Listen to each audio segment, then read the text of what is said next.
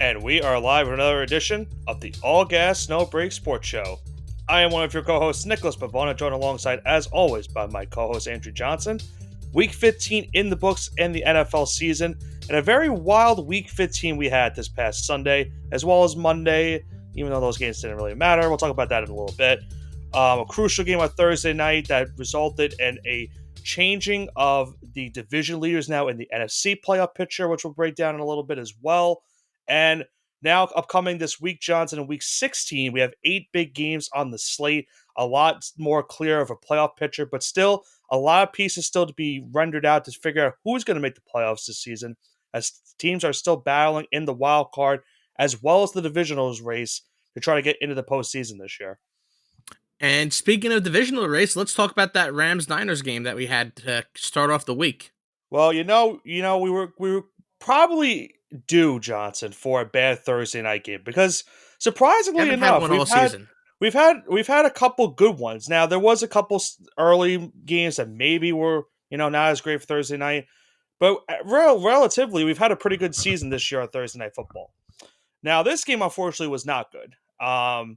And listen, if you're a fan of defense, this was a game you absolutely love to see because there were no touchdowns scored in this game. The first game this season that did not have a touchdown recorded between either team. So it took a while for that to happen. It happened a couple times last season, did not happen in this one. And it's going fitting that it happened between two division rivals in the Rams and 49ers, both dealing, with injuries at some points in the season. The Rams earlier on in the year, the Niners currently at this stage of the season. And once again, the Niners just look like a complete shell of themselves from last season. Injuries to McCaffrey, Jordan Mason as well. You don't have Brandon Ayuk, who's been out for a long time now at this point. Deebo Samuel might as well be injured because he's been MIA pretty much this entirety of the season. Their defense did fine in this game, but it was just not enough. The Rams hold on 12-6, and then couple that off with what happened on Sunday night, which we'll get into a little bit. The Rams are now into first place of the NFC West if the season ended today. So the Rams would be in the playoffs if the season ended today. They still have a lot of work to do if they want to get into the postseason. But Johnson, this is exactly what happened to the Rams team last year, if you recall. They had the exact same really bad start to the season. Now, credit, earlier in the year, they had a lot of big injuries. Guys like Puka Nacua and Cooper Kupp got injured for extended periods of time. They're now both back healthy, and they've got the Rams once again on a nice little winning streak as of late. They're now 8-6 on the season, and as I mentioned, are in first place in their division.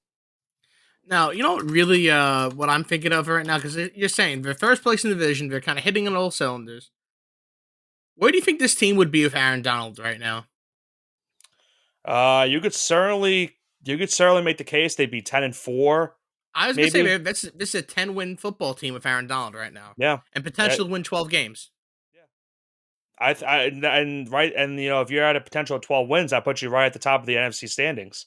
Yeah, so I mean, it's crazy to think about that. Aaron Donald could have gotten this team maybe the second or third overall seed. I think they'd be up there with the Eagles right now. I don't think they'd be with the Lions, but I think they'd be with the Eagles, if that makes sense. Well, if you recall what happened in the first game of the season with the Rams and the Lions, the reason the Lions won that game is they ran the ball down the field the entirety of overtime. If you haven't got like Aaron Donald on the field for that type of sequence, that's not going to happen. They're going to have to throw the football at some point in that game. So you could say maybe that's a game that could be decided by having a guy like Aaron Donald. But neither as is may, they've won 7 of their last 9 games as well, Johnson, after, as I mentioned, that rough start to the season.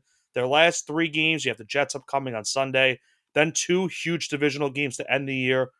Home against the Cardinals, home against the Seahawks. That game against Seattle more than likely could be a win-it-in scenario for both of those teams, depending on how they finish in their next 2 games. So a lot to store for this division that's still not wrapped up just yet. It's pretty much a 3-team race. It looks like the Niners at this point, with the amount of injuries they have, they're more than likely, it looks like they're done and probably have no chance of making the playoffs this season. It is kind of sad because we said last year was their best chance of winning a Super Bowl, and we thought that their window was going to be closing. We had said, I think, the door was closed, but the window was cracked open. Now I think it's slammed shut. Yeah, And there's a lot of turmoil, as I mentioned, with guys like Debo Samuel who've had a really bad season, and who knows what his future is at the end of the year. Who knows what Kyle Shanahan's future is at the end of the year. Brock Purdy has to get a contract extension at some point. So the Niners have a lot more questions than answers going into this offseason, which could lead to some changing of the guard. Right now, they're currently 2 games back of the last wild card spot, which is held by I believe actually, no, I'm wrong. I'm sorry. The Commanders hold the last wild card. Sorry. So they're 3 games back with 3 games left. But 2 Their games only out of chance, division.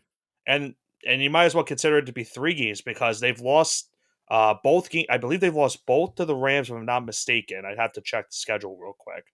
I believe they lost both to Los Angeles, and they split with the Seattle Seahawks. So they're playoff hopes, they probably have less than 5% chance if I had to guess at this rate. It would take a miracle. That's what it comes down to it. They would need a tie, I think. They would need to win out. Like it really just doesn't seem likely they're gonna make the postseason this year. So Well, and I think with we'll that see. being said, we can go into our next game now and talk about big postseason games. Bills Lions, like we said, an early Super Bowl matchup, perhaps. Yeah. And you know what? Considering what happened the week prior for Buffalo, where they gave up so many points. They lost 44-42 to the Rams, a game that they really were trying to keep on pace with the Chiefs, and in terms of getting that number 1 seed in the AFC. They needed this game against Detroit, and man, did they get another great performance from Josh Allen in this one. 362 yards passing, 2 passing touchdowns, also added 68 yards on the ground with 2 rushing touchdowns. James Cook had 105 yards and 2 rushing touchdowns. Monster performances all around for Buffalo's offense in this game. They have scored over 90 points in their last 2 games. Now, credit, they've also given up about 80 points in their last 2 games, so the defense is a little bit scary, but they have faced 2 of the better offenses in the NFL, especially this Detroit Lions offense that now Johnson has taken a monster hit as this game ended. They lost at Lee McNeil, the defensive tackle. He's going to be out for the rest of the regular season. Carlton Davis is going to be out for an extended period of time. But the biggest blow was David Montgomery. Torn MCL, more than likely is going to be done for this season, definitely for the regular season, probably the postseason as well. So it's now down to Jahmyr Gibbs in that backfill for Detroit. But a 12-2 Lions team, they're in desperate need of these players getting back, some of their other players getting back from injury, because lo and behold, they're tied for first place in their own division, and they still have to play the Vikings one more time before this regular season ends. I love how you mentioned that because this is now the Vikings division to win. It could be, yeah. Listen, I realize they're going to play the Bears this week, but Bears should be a win. And then it's the Niners in primetime in San Francisco on New Year's Eve's Eve, right? Yep. So potential trap game there. And I know that Minnesota has to go on the road, but I trust this Minnesota team a lot more to go on the road and win than previous Minnesota teams, as strange as that sounds. So, especially with you said the injured David Montgomery, this is going to be a real game now because individual back Aaron Jones versus Jahmyr Gibbs. Now that Jahmyr Gibbs doesn't have the Monty system where they can kind of come, back to back, he's the real cowbell running back, let's call it. Yeah. It's really going to change the dynamic because maybe the reason why Jahmyr Gibbs has been so good this season is because, okay, well, every other play, if he's feeling tired, you just put Monty out there and the offense keeps on churning along. So the next couple weeks, we're going to have a lot of questions here. Yeah, and I think this next game against Chicago will be a very good outliner for what they're going to be doing, because with the amount of injuries they've had, and they had a lot of injuries going into this game alone against Buffalo, and then they got added a lot more after this game, and obviously Montgomery, the biggest one of them all. And they're still one of the top 5 offenses, if not top 2, probably top 2. I mean, definitely top 2 Hey, with do you want to Buffalo. laugh, Nick? Yeah. Sam Darnold has more touchdowns this season than his last 4 seasons combined. Yeah. I believe it. And we're not even done with the season yet. We're not even done. I know. Kind of crazy that the Vikings messing around with Sam Darnold are having a regular year, and Detroit's best team ever, and It's the equivalent Yeah, of the Vikings just messing around right now. Their best season in Probably franchise history, yeah, I would say. forever. This is And okay. At least in the Super Bowl era, because I realize they won NFL championships, yada yada yada. That doesn't really count. but even regular season wise, it's still one of their best ones of all time. And Maybe yeah, like, I would say but so. I think when it comes down to it is, they have to at least win these next two and probably hope that the Vikings lose a game in between that, because at least if they finish in a tie for the division, I believe the Lions would get the tiebreaker because they have more conference wins this season. So the Lions right now still hold the number one seed in the NFC over the Eagles because of that exact same tiebreaker. But there's a world where the Lions could go from the number one seed falling all the way into the wild card and having to go on the road to start the postseason. So that's where it gets really dangerous for this team. And with the amount of injuries they have, they could really use that extra bye week to get into the postseason and try to get some players back for the divisional round. So that's really their biggest concern. But on the other side of things, Johnson, I mentioned it last week in that game against the Rams. I think it's more imperative than ever. Josh Allen has to be the MVP now at this point in the season. I mean, I know we talked about Saquon Barkley last week. I Yeah, feel no, as if his odds he's like probably went he's minus down. 1,000 right now. I He's think minus his one odds even thousand. went further down because he didn't really have a great game against the Steelers. Lamar Jackson had a monster game against the Giants.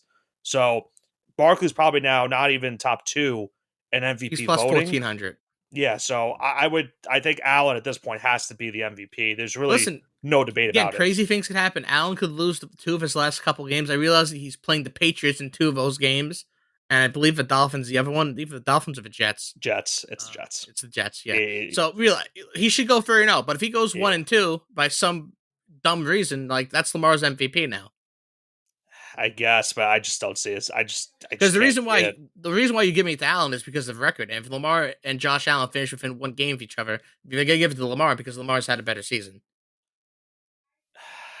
I don't know. I think it's Individually wise, this is one of the best quarterback seasons you've probably seen in the last 10 years. this is Allen's Out of best Lamar. season by far because I think it's, he's gotten a lot of criticism the last couple of years. When they lost Dable, everyone gave him criticizing and saying, "Oh, Dable made this guy who he is. Like that's why, he's playing better." Then they trade Stephon Diggs in the offseason. They're saying, "Okay, well, we know why Josh Allen was good the last couple of years because he had Stephon Diggs." They don't really have a clear-cut number one wide receiver this year. Yeah, I Khalil mean, Shakir is their number one wide receiver, and this is the argument I'm going to give for Lamar right now. He, for a guy who was criticized as a running back as a quarterback, he's on pace to have over 40 touchdowns, passing touchdowns, not including rushing touchdowns. 40 passing touchdowns for over 4,000 yards and have under 4 picks on the season. So 121 QB rating right now. So if the records are the same, this would be Lamar's MVP once again. I don't know if I agree with that. It would 100% be his MVP. He's had a way better season than Josh Allen. Yeah, again, but you got to also remember that last game he threw 5 touchdowns against the Giants. So it's like, hey, I listen, get it. man. I get it. Allen has thrown a lot of touchdowns. He's ran for a lot of touchdowns. Listen, you can. So this is the argument I'm gonna make about that stat padding. Josh Allen plays the Patriots, Jets, and Dolphins 6 times. So 1/3 of his season is against bottom feeders right now. Yeah, but he was still doing it against. I mean, he just beat up a Lions team, and you could say they were injured and sure, but he's done it against some of the better teams in the league this season. Also, listen, I'm not disagreeing with you. I'm not taking that away from you, but what I'm saying is Lamar has no off days. His off day against the Giants, I would say Josh Allen gets 4 or 5 of those a year. I'm trying to think of a bad game Allen's had all season. I think maybe the Ravens game was probably the worst game he's had all year. I'm trying to remember. Yeah, maybe. I think that Ravens game is the only bad game they had. At least he's had all season. I guess Lamar's worst game was against when he had 1 touchdown, 1 interception against the Steelers early in the year, and that was November. And remember, they're playing the Steelers this week, so I mean, there's nothing safe about that game either because Lamar could have one of those games once again, and then look at that, Saquon's right back to number 2 in the odds. So yeah, so it's I don't know, but it's Allen's to lose. I think we both agree on that. Yes, I agree. It's Allen's to lose right now, based on Allen's to lose. Yes, I would 100% agree with this. This is his to lose. And for Buffalo, I mean, the only hope they have, they need the Chiefs to lose because right now they're 2 games back of the Chiefs in the overall standings. They need the Chiefs to lose their 2 of their last 3 games and at least finish in a tie with them because they have the head to head. So if they finish in a tie, they get home field. If they don't, if the Chiefs at least win 2 games in that stretch, or Buffalo, I believe, loses 2 games or just a game, the Chiefs will get home field advantage in the playoffs this year. So Buffalo is hoping for a Chiefs downfall. It very well could happen because, Patrick Mahomes did get injured in the last game. We'll see what his status is going into this weekend. But they still have to play the Texans. They have to play the Steelers and the Broncos. All 3 teams currently in the playoffs if the season ended today in the AFC. So Buffalo has a good chance. And considering they're playing the bottom fears of the AFC East, they have a good chance as well if they want to get into that top record in the AFC standings. Speaking of one of those teams that I mentioned for the Chiefs playing in the next couple weeks, Pittsburgh Steelers, a very rough game against the Philadelphia Eagles. I think I kind of expected this to happen. I think, a crazy stat I heard about this game, Johnson, going into this one. The Steelers, last time they went into Philadelphia, beat the Eagles. You want to take a guess what year it was? Is this before or after Nixon was president? I want you to think about that. I'm gonna say 1961. 1965. Oh, it was before Nixon. All right, I was on the right track. You're in the right. You were in the right ballpark. Yeah, 1965 apparently was the last time the Eagles lost at home to this Pittsburgh Steelers team. So it has been a very long time. And Russell Wilson going into this game had never lost to the Philadelphia Eagles in his career. So there was a couple stats going into this one that maybe could lean you one way, lean you towards the other way. But going into the week, we knew that the biggest storyline for the Eagles, despite their 11-2 record, was the communication between their star receiver A.J. Brown and Jalen Hurts. The Eagles have been, let's face facts, they have not been a good passing team this season. They've relied heavily on Saquon Barkley, which we're right doing so. He's having an historic season as it is. And they had just not been throwing the football in the entirety of the year.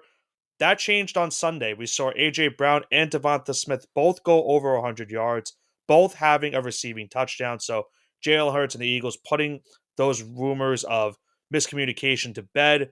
The Eagles defense did a great job as well against the Steelers. Steelers could not run the football. Russell Wilson and the company are still struggling without George Pickens as the Eagles win 27-13 to go to 12-2. I mentioned they're tied with the Lions for the best record in the NFC. The Lions still have that number 1 seed due to the conference win tiebreaker. The Steelers do lose this game. However, they do clinch a playoff spot due to some other losses between the Colts and the Dolphins this past weekend. So the Pittsburgh Steelers are in regardless, but they now have a 1-game lead in the AFC North over Baltimore. And lo and behold, Johnson, those 2 teams will play each other on Saturday as Baltimore will look to tie the division lead. What a great job by the script writers, by the way. You really couldn't have made it any better. Yeah. You got the NFC West tied right now. The AFC North is divided by a game. The NFC South is divided by a game. And I feel like there's one more division that I'm not thinking of. The West was clinched by the Chiefs. The NFC East, if the Eagles beat the Commanders, they're going to clinch the NFC East on Sunday. The NFC North, that's the NFC North, of course. How can I forget that? Lions and Vikings tie for the division. The Packers still technically have an outside shot, but they would need an absolute miracle themselves as well. So, yeah, it's been a very nice, very good season for some of these teams, and it will lead to some good divisional playoff races throughout the last 3 weeks of this season. But, despite Saquon Barkley's worst game of the season, the Eagles still handled Pittsburgh in this game. They now go to 12-2. Pittsburgh falls to 10-4. But as I mentioned, both teams are in the playoffs regardless. So we'll see maybe if this is going to be a first of 2 matchups this season between these 2 teams. Maybe a potential Super Bowl preview if they get there at the end of the season. The final game that we saw on Sunday, Johnson, we had the Sunday night football game between the Green Bay Packers and the Seattle Seahawks. And early on, this was a Josh Jacobs show for the Green Bay Packers. Jacobs was absolutely frying the Seattle Seahawks defense that have been pretty good against the run all season long. Jacobs goes for 94 yards and a touchdown in this game. Packers jumped out to a 14-0 lead. Pretty much were handling this game, throughout the majority of this game. But then Seattle made a little bit of a comeback towards the third, fourth quarter. The comeback, though, was halted after a very crucial injury to Geno Smith. He goes down with I believe, an ankle injury in that game, so his status is up in the air for this week. Sam Howell finished the game, did not do anything spectacularly, so that is definitely a concern for the Seahawks going into the weekend. Packers win 30-13. I mentioned they're in the playoffs. They have an outside chance. The only way they win the division is if they win out and the last game of the year between the Lions and Vikings ends in a tie, I believe, which is not going to happen. I'd be very stunned if it did happen. But the Packers looking pretty strong as well. Their defense looked great in this game. Their offense is clicking on all cylinders. And now they go into Monday Night Football against a very lonely Saints team that's been pretty bad this season. Looks like they'll get their 11th win of the season. But as I mentioned, Johnson, now for Seattle, if the season ended today, they would be the first team out of the playoff race. And we don't know what the status of Geno Smith is now going into a big game on Sunday against Minnesota. Yeah, it seems like if listen, Geno has had a career resurgence, but this is where the facts lie. At the midpoint of next year, he's gonna be 35 years old, right? It's clear to me that even though he had 2 Pro Bowl caliber seasons, coming into this, his best days are now kind of behind him. He's had a hell of a run the last couple of years, but I think if they miss the playoffs, I think it's time for Pete Carroll to retire. He is retired. Well, you know what I mean. The entire coaching staff, get rid of them. They can't. They just got a new coach. Listen, I think you got. I think you got to like kind of clean house there. You would fire McDonald after 1 year? No, but I think you'd put him on the hot seat. I think you'd put him on the hot seat. I think you'd put him. Listen, I think he goes on the warm seat because you have to get rid of Geno. I think Kenneth Walker's had injury problems, really for the last 2 seasons, and it looks like Zach Charbonnet. Charbonnet might be the guy now. Is becoming the leading back. I mean, he's young. He's on a rookie contract. Even though it seems like they just got Kenneth Walker. I think he's like 26 years old, maybe 25 24. years old. He's 24. Gotcha. It feels like it's a lot older because it seems like he's just injured every other game. Which he is. So I think it's time to maybe turn to Charbonnet because if he's 24, this means it's his 3rd year in the league, right? Charbonnet's 23, and Walker's 24. This is his current 3rd season in the league. Yes. So we'd have to pick up his option at the end of next season or this season? At the end of next season, I think, because he was a 2nd-round pick, if I'm not mistaken. I believe so. Yeah, I don't remember what that entails. I can probably look it up real quick, contract-wise. But the only thing I agree with you. I don't agree with the McDonald take about. I think it's time to move on from Tyler Lockett. I know he had a Lockett. I agree with that. I think it's probably time for him to go. They have in Jigba. They have Metcalf. They're going to be fine at that position. Especially because DK is still a little bit on the younger side, even though he only has a year or 2 left. So I would even consider moving DK from this team. For Walker, he has 1 more year under contract, so he's an unrestricted free agent in 26 because he signed an extension. He signed a 4-year extension on his rookie deal, so he had a 4-year deal to begin with. Gotcha. I would even look into train DK, to be honest with you, because he's a phenomenal receiver. But you have JSN, and do you really want to be rebuilding for 28-year-old receiver when you're going to have maybe when you're done with this rebuild, you have him in his prime for 1 more season, and you're going to be paying him all this time? Yeah, because, he's going to be a free agent also after 25. So 2025 is going to be a very pivotal year for Seattle because I think that's also when Geno Smith is a free agent too. I think he signed. Yeah, so I think you just kickstart this early. I think you kickstart this early. Look at the penalties you get for maybe even releasing these guys from their contracts. I would assume Geno's probably not that big of a penalty. I don't think you have a lot of dead money. Geno right now, so he signed a 3-year, $75 million contract back last season. I'm looking at it right now. The potential out in 2024, it's a 1-year, $27 million deal, $39 million dead cap. I don't know what the potential out would be in 25. I think what it comes down to it is He probably just plays out the contract next season, and then they just figure it out in 26. 2026, I think, is going to be a year for Seattle where they're going to have to either move on. I think they They're be tank going to move commander. on. They're gonna move on from Gino either next year or. And again, remember they're in a playoff race still, so they're not going to think about it just yet. But next year Yeah, I'm they saying, might think about it. Yeah, no, yeah, I I know mean, what you're getting at. next year's the year to think about. I'm not saying at the end of a season, Yeah, but beginning of next season, I think they the could be. reason that they You have to have can't Gino be tank commander. I think the reason they can't think about it also is because of look what happened after Gino got hurt in this game. They thought they remember they paid I think a fourth round pick to get Sam Howell in the offseason, and he looked like a deer in headlights. He just I don't know what happened to Sam Howell, because remember he had such promise for the Commanders the year prior when he started. He had a couple good games for them earlier in the regular season, but then towards the end of the year he led the league in picks, and he got benched and still led the league in interceptions to end the season. So Yeah, because you he's got to just remember, he's not the answer for Seattle. That's the problem. Seattle's been in this weird kind of 500, not 500 type teams of like the past 4 years. Ever since coming out of COVID, they've been this 9-8 or this 8-10 type team. Not 8-10, but you know what I mean, 8-9 type team. Uh, for the last couple of years, and it seems like they're on projection to do that again. So you're not And they getting don't top have much draft cap picks. You're space. not making the playoffs. Yeah, you just got to pull the plug. Pull the plug next year. It's completely tank. Eat a bunch of money. Have a clean slate the next season. Get Arch Manning, and move on with your life. There we go. Um, It's I set up think perfectly for him because they have a young wide receiver and a young running back. They'll be on the rookie deal still. I think also for them because I believe they just paid Leonard Williams, so he's on a big contract right now because I think they just signed him in the offseason. So I think this is his first year of the deal. Yeah, this is his first year. They're kind of in the situation I feel like they're not there yet, but the issue for them, Johnson, is they could be in a spot where New Orleans was for a very well, still technically they That's what you currently are want. That's still what you want to in avoid. that spot right now. The Saints have been in cap hell for like years and years and years. They've been getting, they try getting guys like Derek Carr to, replace a legend and Drew Brees.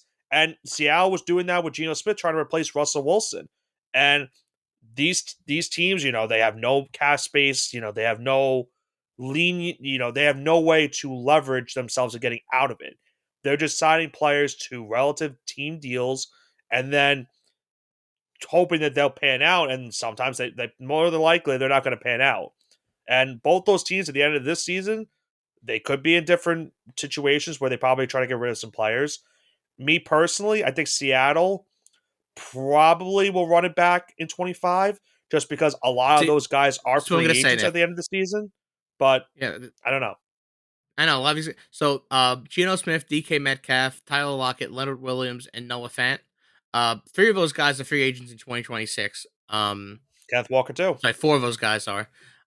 Leonard Williams is the only one that's not going to be a free agent. Why don't you get some value out of these guys and just trade them? They might do that See next what season. because those five guys are representative $144 million in cap. Well, that's what I'm saying. Like I think if they are playing bad at the trade deadline next season, that's exactly what's going to happen. They're going to get rid of those guys and get draft picks for them. Listen, I think it's especially for if you're Metcalf, in you this, could probably get a high value pick out of you can probably Metcalf get a second or because third round pick for him, right because teams easily. need receivers. Now Tyler Lockett, on the other hand, I You're think likely to get conditional seventh rounder. no, I'm not even thinking about trade wise. I'm wondering if they consider maybe cutting him this season or just letting him ride out one more year because he's also a free agent in 26. They might just let him ride out because he's pretty much a legend with this organization at this rate. I don't know. Seattle showed that they're not leaning on keeping these players that led them to a Super Bowl back all the way back. They traded Russ. They got rid of, they more likely to get rid of Lockett. Pete Carroll, they pretty much told them, like, listen, you got to go. We need a new head coach because it's just not working the last couple He's of a years. special advisor, so that's what I was confusing it with. He's advising this cap space right now. It still doesn't matter. It's still a weird situation. I'm sorry that he even took the job because he wants to be a head coach still. They really told him like, yeah, listen, like you're done, Pete. We need a new head coach. And like I said, it's crazy that we're talking about this, but when you because have there's remember. generational talent coming up in this next draft, you have to talk about it if No, you want to I be in get it. between teams. You I can't get be it. stuck and be mediocre forever. Right, like I said, they're in a spot where they could still make the playoffs this season, but like I said, they kind of remind me of what's going on with the Saints because the Saints had that same scenario in the NFC South where, oh look, we're in a kind of a weak division this season. We can maybe sneak out and win the division, and they did that for a couple years after they lost Drew Brees, and it didn't matter. They just they try to get Derek Carr to render that has not worked out and will never work out at this point. And Geno Smith got them a playoff appearance the first year without Russell Wilson. Then they missed the playoffs. Like I, I don't know. I think they're just in a weird spot right now. They could make the playoffs again still this season, but with the game against the Vikings this week, that I know the Bears have been bad this season. I would not say that's a guaranteed win for them on the road in Chicago. And then you go into the Rams to end the year, and that very well could be You winning know, in for you in that game. Nick, we've been talking about tanking the last 5 minutes. We didn't even talk about the Monday night games because that was a tank fest I mean, is for there even a point to even previous talk about teams. this? Is there even a point to talk? Might as well be four. I put. Oh, well, no, Not the three right now. Vikings. Not No, the Vikings. I did my math right. I did my math right. Yeah, the Vikings are the playoffs. The Falcons suck. Yeah, Vikings win 30-12. They're 12-2. I mentioned they're tied now for first place. The Bears have just been, what are they, 0-8 Awful. now since the Hail Mary happened? Yeah. They have been catastrophe. I can't even I don't say want to the take word pride right. in this, but I did call this because I said the Bears played a bunch of weak competition, and now they're gonna get absolutely shredded. And here we are now. Yeah. So I remember they couldn't even beat some of the weaker competition. They lost teams like, Gonna no beat the offense, but they beat Patriots. they lost to New England. They got their ass kicked by New England. Um, yeah. I mean, they have an interesting offseason because the only lucrative thing about for them. They're going to have a new head coach, obviously, but the biggest thing for them is they're going to have a lot of cap space. I think they have the third highest cap space going into free agency. So they're going to try to lure a coach with being like, hey, listen, we have some pieces here. We're going to add more in the offseason. We need you to help us now fix what has been a losing culture for the past decade for us. So I guess that's the only thing that's going for them. Nothing's going on this season. Hey, maybe Pete Carroll will get hired there. Who knows? I can tell you right now, they do not need a Pete Carroll. They need they need like they need an offensive guru. They need an offensive coach because Maybe they're Kyle not. Shanahan's next job. I saw someone mention that. I'm glad you brought that up because someone said, I'm trying to think, was it? I think it was Troy Aikman. I think Troy Aikman said it in that game last night. I think he said the Bears should consider trading picks to get Kyle Shanahan just to have him fix this because I think, you know what?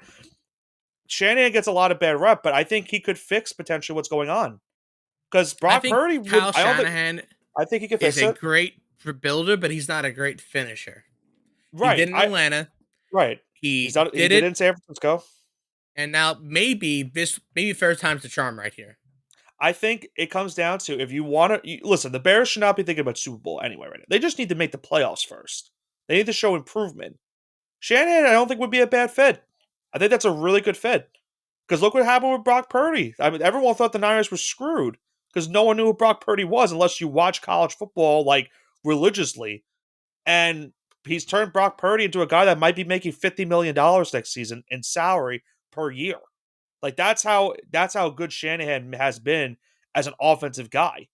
So I think if you put him on the Bears, if the Bears really want to consider that, I don't see why not. Because then it also works out for San Francisco. They get draft picks out of it, and they finally get a chance to, not fully rebuild, but kind of like go into a next phase of life and figure out what exactly is the missing pieces for them to get back into the Super Bowl and finally win the Super Bowl because it's been a very long time since they've done that. So I didn't hate.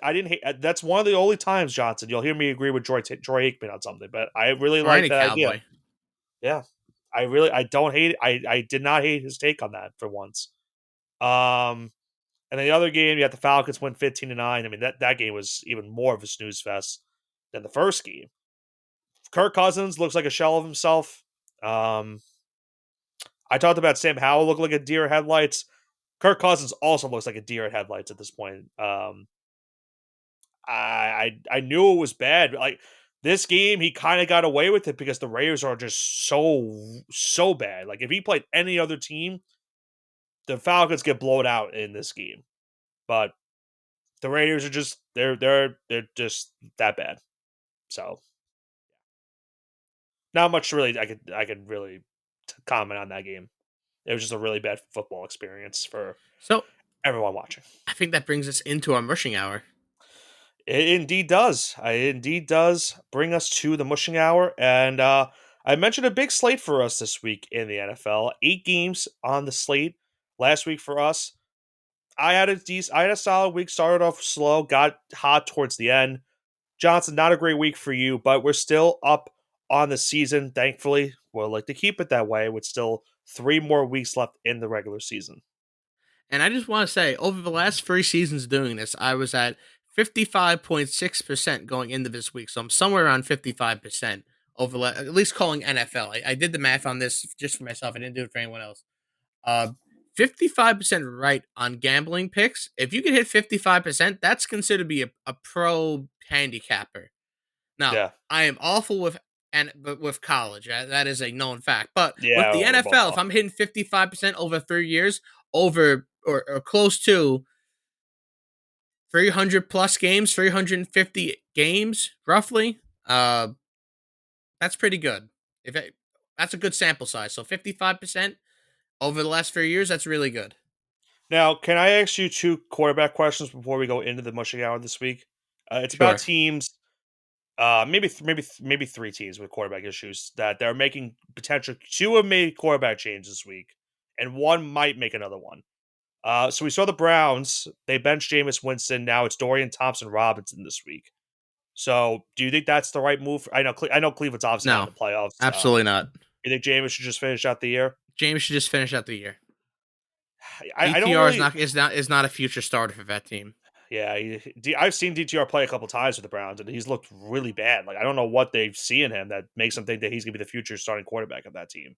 Jerry Jeudy's gonna have has 1,000-yard receiving season because of Jameis Winston. So I didn't agree with that. We saw Will Levis though, Johnson. He got benched this week. It looks like Mason Rudolph is going to be the starting quarterback for Tennessee.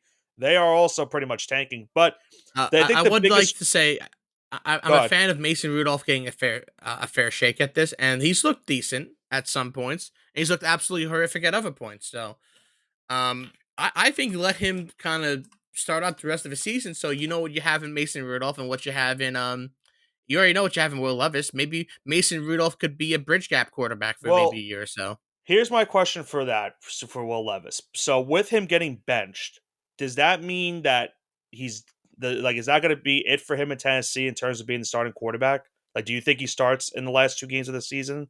If I don't think he'll Rudolph start in the sucks? last couple games.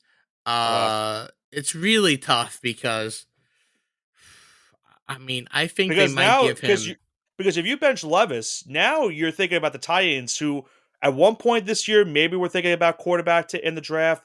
Then Levis got a little bit better. Then you were thinking, okay, maybe they'll just try to help Levis. And now you're benching Levis again. Now you're benching Levis for the first time. To me, they're Maybe not you in a might be thinking about position. quarterback. They're out of the quarterback race. It's gonna be Raiders, The Giants Giants, and and the get the 2 Raiders. Yeah. quarterbacks. So unless they want someone, Look at the top 2 uh, quarterbacks. They still might go quarterback. yeah. But here's the thing: guys like Quinn Ewers are saying like, "Oh well, I might stay another year." It's not only Quinn Ewers saying that; it's all the other top Yeah, it's a quarterbacks lot of saying that too. quarterbacks.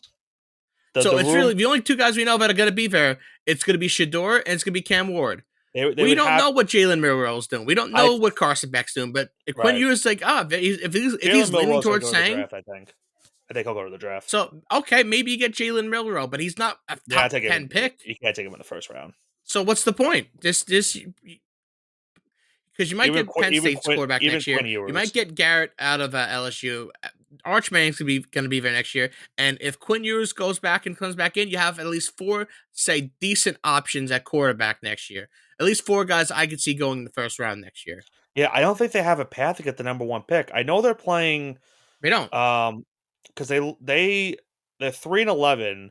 They play Jacksonville, Houston, and Indy. They're 3 division rivals. I guess Jacksonville technically is above them, But even if that's the case, it doesn't matter because um, they beat the Patriots right earlier in the season. Yeah, they The did. Titans, I believe so. Yeah, they did 20-17. So they beat New England. That doesn't help them. And then the Raiders, they'd have to win 2 games probably because right now the tiebreaker for the Giants and Raiders is strength of schedule, and the Raiders have that right now. So yeah, you're pretty much screwed unless you trade up. They could do that, and I don't know if either the Giants or the Raiders would consider a trade down and just say, you know what, let's just punt another year on quarterback. They probably can't afford it, but that'd be the only way Tennessee could even think about it. I just wanted to know like what your thoughts were for Levis because I know we've I had think you give him one more year, and if you can embrace him, say it's next year it's sink or swim. Let him start, uh, or you take one of the top quarterbacks in the draft. That's what I would do. yeah, I don't or you just maybe I mean this might be a shot in the dark. Maybe you sign Sam Darnold in the offseason. If the Vikings let go of him, Yeah, I think he will I guess we'll find because out. I think that because again with that situation, what do you do with McCarthy? Because then you're I you think you wait trade you McCarthy. You already know what Sam Darnold is. What are you hoping that JJ McCarthy becomes that Sam could be Darnold? that could happen too. It could be one. So Maybe it's one of there's a those lot of guys. question marks. The last one is the Falcons. What are they going to do with Kirk Cousins? Are they going to? Do you think they just stick with him for the rest of the season? I mean, it'd be I think they tough. stick with him the rest of the season. I think you don't get rid of him already. I I think it'd think be you give him tough. till the halfway point of next season, and if he Yeah, continues playing the same way, then you cut the cord because then you've given is Penix. it Desmond Penix. Like I was gonna say Desmond Ritter. Jeez, Michael Desmond Penix. Ritter. Desmond Ritter almost won last night against You've them. given him like 24 NFL games to be an understudy in. So Yeah, that's a large sample size. yeah, because they haven't committed to him this week against the Giants. So it's like there's rumors that there's some Irklings that Penix is not ready. Let maybe they Kirk go to finish the him against season. this week. I agree with you. I think because of that, because they're still in a division race, they could still win the NFC South because they're only 1 game back of Tampa. And credit, I don't like other than the Giants. They should beat the Giants this week. If the Giants win that game, then I'm going to be down bad as it is. But the Commanders game is going to be tough because you're in Washington for that game. That's a little bit of a reunion for Kirk as well. And then the Panthers have shown some signs as of late to being a little bit better, so that might not be an easy game as well. Um, but yeah, Kirk, I don't know. Kirk Cousins is I didn't believe it because I watched that game last night, and I haven't really watched the Falcons the last couple of weeks. But going into that game, I think the stat was he was like he threw 0 touchdowns to 8 picks in a stretch of like 4 games. I think it was I or believe it. 3 games. It was something crazy like that. So yeah, I knew Kirk struggled in Well, December, but I didn't think it was that bad. well, Kirk Cousins in his last 3 games, he has thrown 7 picks and 1 touchdown. So Yeah, and that one let touchdown him was work last through night. it. Yeah, let him work through it. Trust me, I was praying for him to throw a lot more to Drake London, but that did not happen. That did not happen. All right, so let's go back to where we were a few moments ago. Let's go into the mushing hour for week number 16. And we have, as I mentioned, a lot of games this week, and it starts off on Thursday night, Johnson. And man, is this a big game in the AFC standings? Denver at Los Angeles, Broncos at the Chargers. Chargers at home are a 3-point favorite, over under 42.5. Broncos coming off a big win over the Colts on Sunday. Chargers got beat down by Tampa Bay. Because of that, Johnson, now the Chargers are the last team into the AFC standings. They currently have a 2-game lead, pretty much a 3-game lead over the Cincinnati Bengals, who are the first team out because they beat the Bengals earlier in the season. So the Chargers still look safe right now in the playoff picture, but they really would just like to get that last win so they can secure their spot into the postseason. Do they get it done on Thursday in this divisional matchup against the Broncos? Chargers -3. They're going to win this game and cover. Bo Nix is going to get eaten alive by this defense, and I don't know what the stats of Justin Herbert is. Is he playing? Herbert's playing, yeah. He's playing. Okay, yeah. He was hurt Chargers to begin with. -3. I thought he was questionable. Have you read Maybe the he injury was. report Oh wrong? yeah, you're right. He is questionable. He's gonna play. He's gonna play. Yeah, I didn't honestly didn't see he was questionable to yeah. begin with. I could have sworn he was questionable. I thought it was a Yeah, hand injury or something like that, but maybe I was wrong. I think he's had that injury like all season pretty much. He So I felt like has. He has. I felt like I saw him grimace like when he played Kansas City a couple weeks ago. Um, yeah, I could have swore he's had that injury for a minute. Um, Yeah, he's gonna play. He's gonna play, especially with them still in the race. Like they're just trying to clinch that last spot in the playoff. Um, this is tough because Denver didn't look great on Sunday. The good thing for them was Indy played like crap in that game, so they got away with it. Chargers got destroyed on Sunday. Like that was a very bad game for them. Like everything went wrong on both sides of the ball, and they were getting guys back from injury. Like guys like Lad McConkey finally came back, and nothing went right for them in that game. Now, the last time these two teams played, it was all Chargers pretty much in that game. It does look close towards the end, but Denver was down double digits for the majority of that game. They got a couple garbage time points to get it close. They had to pick between the two. I'm going to go with the Chargers. I'm going to go with the under in this game. I think the Chargers defense, I think they'll play a big factor, as you mentioned. Uh, Especially, they're going to be a little bit more motivated after what happened on Sunday. Denver's defense, to me, is one of the top 5 defenses in the game. I think they show out as well. Um, Probably going to have another defensive showdown on Thursday night, unfortunately, for folks that like offense. But I do have the under. If I had to pick the game, I'd probably go with the Chargers to win this one on Thursday Night Football. But Johnson, before we get into our Sunday slate, we have 2 big games on Saturday. What's the first of those 2 games? We have the Texans going into Kansas City to take on the Chiefs. The Chiefs are a 2.5 point favorite. Over under slate at 41.5. Give me Chiefs minus 2.5. CJ Stroud is going to continue to struggle here. I think so. This game has been wild, Johnson, because going in on Monday, the Texans were the favorite in this game because of Patrick Mahomes' status for this game. But then earlier today, they announced that Mahomes was, I believe, a limited participant in practice. So I would get the sense that Mahomes is probably going to try to toughen it out and play in this game. But if you look at the schedule for the Chiefs, they might bench him in this game, maybe play him on Christmas because they're playing 2 games, one on Saturday and then one on Christmas in a span of 4 days. So maybe that could be a bit of a concern if you want to play Mahomes and try to rush. I don't want to say rush him. Um, I think for me in this one, I'm gonna go with Texans plus 3.5. I'm gonna play a little bit safe. Um, I think Mahomes does play, but anytime I think the Texans have been a little bit better as of late. They got a big win against the Dolphins on Sunday. They've now clinched the AFC South, so they're already guaranteed a spot in the postseason. And now it just comes down to seeding for them. They pretty much got to just battle out the Pittsburgh Steelers for that number 3 seed, or the Baltimore Ravens. It could be one of those 2 teams. I think they'll get it. I think they'll keep it close on Saturday, no matter who the starter is. And if it's Wentz, they might win that. They probably win that game outright. So it all depends on if Mahomes plays or not for that game. So I'll take Texans plus 3.5. Now, the other game that we have on Saturday is the Pittsburgh Steelers going into Baltimore to take on the Baltimore Ravens. The Ravens at home are a 6-point favorite, over under 44.5. Baltimore, Johnson, with the win, would be tied for first place in the AFC North. Can they get the job done? Or will Pittsburgh, more than likely, I believe, with the win, would clinch the AFC North in on Saturday? So do they get it done? These games are weird. I think the Ravens get it done, but the Steelers cover. Steelers plus 6. I hate the line for this game too. I don't know, like the Steelers. I That's a lot know of points to be haven't. laying. Yeah, like I think it came down to like what, like again, they should not be going based off of what Baltimore did on Sunday. They played the Giants, who just are legit are one of the worst 2 teams in the NFL, and the Steelers played a really good Eagles team. Like I'm not like I don't know really where the sixth line comes from in this game. I hate to do it because I feel like this is going to mush them and they probably get blown out. But I'm also going to go with the Steelers plus 6. They probably lose on the last second field goal if I had to guess. These 2 teams always play each other close, and it usually comes down to 1 or 2 stops defensively for either team to get the job done.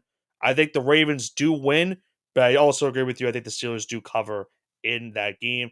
Now, with that being said, let's go into our Sunday slate. Okay, we have the Eagles going into Washington D.C. I guess it's technically Virginia to take on the Commanders. Eagles are a 3.5 point favorite on the road, and the over under slated at 45.5. Give me Commanders plus 3.5. I think they win at home, but if you give me the points, I'll take them. I unfortunately am going to go with the Eagles to cover, and with the cover and the win, they will clinch the NFC East on Sunday. I do think they get the job done. Commanders looked a little bit shaky on Sunday because they almost let that Saints comeback happen. So I'm a little bit concerned. The Commanders, I think the good thing for them is at least they're in a good spot right now in terms of wild card.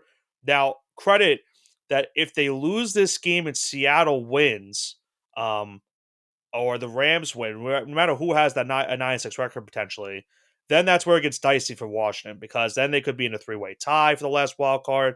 So them right now being in that good spot for the wild card could drastically change at the end of the weekend. So that's something to note for that team. I just don't think they have enough to beat the Eagles. We saw it the last time a couple weeks ago. They played it close throughout the first three quarters, and then Saquon Barkley took off in the fourth quarter, and the Eagles won that game convincingly. I think the Eagles get it done once again, and they clinch the NFC East on Sunday. Next game that we have in the NFC is another matchup between the Vikings and the Seahawks. And the Vikings go into this game in Seattle, a 3-point road favorite, the over under 42.5. Still awaiting the status of Geno Smith Johnson. I believe they said that they're hopeful that he's going to play this weekend. So still no word as of yet. But I think, irregardless, I think you and I both agree. I think the Vikings are just it's tough to really pick against them right now. We're both taking Vikings -3. I'm gonna go with the Vikings -3.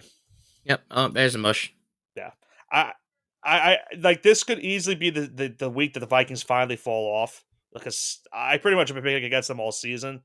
But I don't know what Geno Smith status is for this week, and even if he does play, that Vikings defense is gonna cause a lot of problems for him. So I will go with Minnesota -3 as well over the Seattle Seahawks. What's our next game?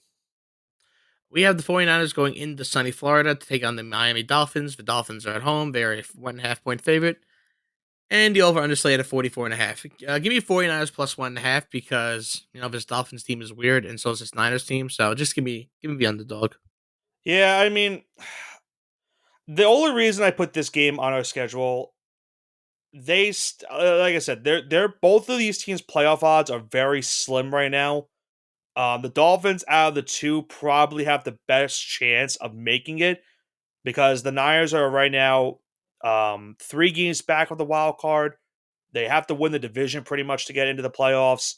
The Dolphins are 2 games back of the Chargers. They would have a more likely chance to make the postseason compared to San Francisco.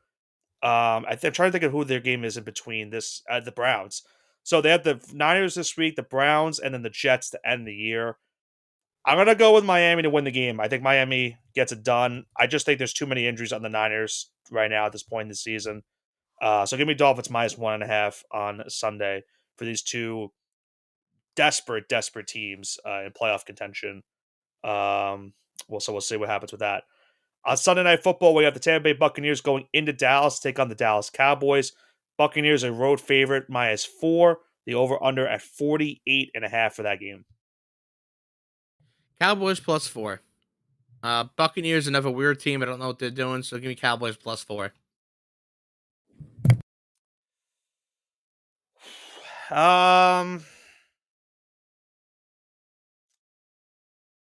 Yeah, the Cowboys are weird because they were a road dog against they were on the road and they were a 3-point underdog against the Panthers, which never made sense to me. They pretty much dominated that game. I'm gonna go with Tampa to win. I just think they're playing for two. I think if you look at the two teams, they're just playing for a lot more right now. They're playing for a division title. Dallas is realistically out as well. They're in the same boat as San Francisco, where their only hope is a wild card, and they're both 3 games back. It's not that Dallas is playing for, I guess at this point, job security for a lot of people, but Tampa Bay is in a spot to win the division. And with considering also, Johnson, that the Falcons are playing the Giants and more likely will lead to a Falcon win, they can ill afford to lose a game like this. So I'll go with the Buccaneers -4 to win that game on Sunday Night Football. And then what do we have on Monday Night Football to round out the week? I don't even want to give a full intro to this game. It's just Saints at Packers. The Saints are horrific, and the Packers are at home on prime time. Do we They're even know who's 13 and a starting? half point favorite. 42.5 is the slated over under. I mean, just give me Packers minus 13.5 because I don't even give this Saints team the benefit of the doubt of doing anything right. Is it Spencer Rattler this week? I guess, right? I have no idea. I don't think it matters anyway. You're going into Lambeau, I even and they know who might your not. quarterback is. You probably don't have Alvin Kamara for this game either. He got hurt on Sunday too, so they probably are out with Kamara. They're down to their third string quarterback at this point. Yeah, Packers minus 13.5. I don't. This might be the only. This might be that might be the most safest the most safest mush we've had all season, in my opinion, because the Saints just suck and the Packers are just way better on paper than these two teams. But now that I said that, the Packers will have a very close 7 to 3 point win over New Orleans on Monday Night Football, just to make those fans a little bit nervous. Sweat a little bit. Yeah, they're going to sweat a little bit, potentially, not because I said that. So that wraps up our mushing hour for week number 16. Any final thoughts, Johnson, before we wrap this one up tonight? Quarterback play has been elevated for like 2 or 3 guys, and the rest of the league is pretty bad still. So, go NFL. I mentioned this a couple weeks ago, Johnson, and the biggest game of the season is none of the games that we covered. And for a Giants fan like me, this is the game I'm looking forward to the most. Tank Bowl on Sunday. Jacksonville, Vegas. I need Vegas Raiders. If the Raiders are going to win a game, and you and I are both over the agreement, we need the Raiders to win this game. I need the Raiders only hope. That's what, the second pick or first pick? So if so I think New England right now is the number 3 pick. Yeah, so Vegas wins. Vegas wins. Pick. I believe New England would get the second. I believe you're correct. So that's what I'm hoping for. I could be wrong. I don't know. I don't know what the tiebreaker is between the two, but I think it would go to New England. I could be completely wrong though. But even if it's Vegas and you at 3-12, I think the Raiders would just fall to pick 2. And you know what I'm saying? Then New England would still be at 3. That's fine. Yeah, I think the only thing I want a viable option get the number 1 overall pick. Right, so I need Vegas to win. So here's what it is: the top 4 is Vegas, Giants, New England, Jacksonville. If the Raiders win that game, both teams go to 3-12. Giants hopefully lose, and for your sake, the Patriots also lose. So the Giants would be 2-13. They hold the number 1 pick. New England would be 3-12. They probably stay at number 3. Jacksonville stays at number 4, and the Raiders go to number 2. So best case scenario for both of us is the Raiders winning on Sunday. Now, if they don't do it, that wouldn't be, I guess, the worst thing for you, because then the Jacksonville gets the Jacks solidify it, man.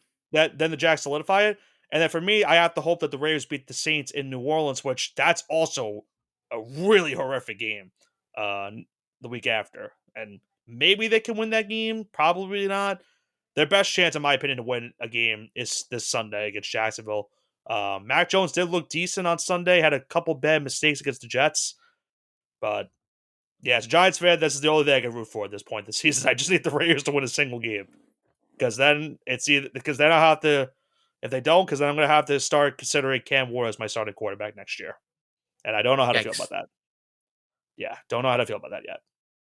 So that's the game I'm going to be looking forward to the most on Sunday, which is a really sad statement to say this late into the season, but with no fantasy playoffs for me now at this point, and the Giants having a really horrific season, one of the worst in franchise history, this is all I can look forward to at this point of the year. So, yep, that's my final thoughts about week 16 for this NFL season. So we'll see what happens on Sunday, as well as Saturday, Thursday, and then Monday Night Football to wrap up the weekend. But that's going to do it for this week's edition of the All Gas No Break Sports Show. Week 15 in the books. We now head into Week 16 of the NFL season. Big Thursday night game between Denver and Los Angeles. Texans and Chiefs, Steelers and Ravens on Saturday. Eagles look to clinch the division on Sunday against the Commanders. Sunday night, the Buccaneers look to strengthen their lead in the NFC South. Packers should beat the Saints on Monday Night Football. I'd be very stunned if they didn't. So we'll see what happens going into Week 16. Heading in then to next week, which is Week 17. And Johnson, for us, Week 17 will be a very interesting week for us, because obviously next week is the holiday season.